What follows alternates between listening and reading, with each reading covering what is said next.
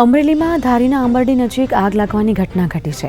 Ambardi safari park અને આંબરડી ગામ વચ્ચે આવેલા રેવન્યુ વિસ્તારમાં આગ લાગતા તંત્ર દોડતું થયું હતું. બનાવની જાણ થતાં જ ધારી તાલુકા પંચાયતની ટીમ તાત્કાલિક પહોંચી હતી, તો બીજી તરફ અમરેલી ફાયર વિભાગના 3 ફાયર ફાઇટર તેમજ બગસરા નગરપાલિકાના 1 ફાયર ફાઇટરની ટીમે પાણીનો સતત મારો ચલાવ્યો હતો. 4 કલાકની ભારે જહેમત બાદ ભીષણ આગ પર કાબૂ મેળવાયો છે. વીજળીના કારણે આગ લાગ્યાનું પ્રાથમિક તપાસમાં બહાર આવ્યું છે. આગ લાગી તે ઘટનાથી રિઝર્વ ફોરેસ્ટ 1.5 કિલોમીટર દૂર હોવાથી જંગલ કે પ્રાણીઓને કોઈ જાનહાનિ થઈ નથી.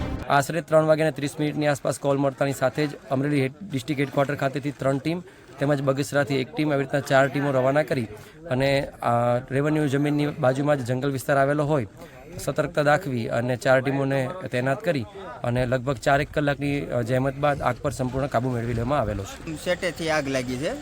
200-300 વીઘા જેટલું હળગી ગયું છે. આ જે ઘરની માલિકીની જ વાયડું બધું હળગ્યું છે. પ્લસ નુકસાનીમાં તો અત્યારે આ ડુંગળીના જે ખેતરમાં થપ્પા પડ્યા હોય ઢાકેલા એ હળગ્યા છે.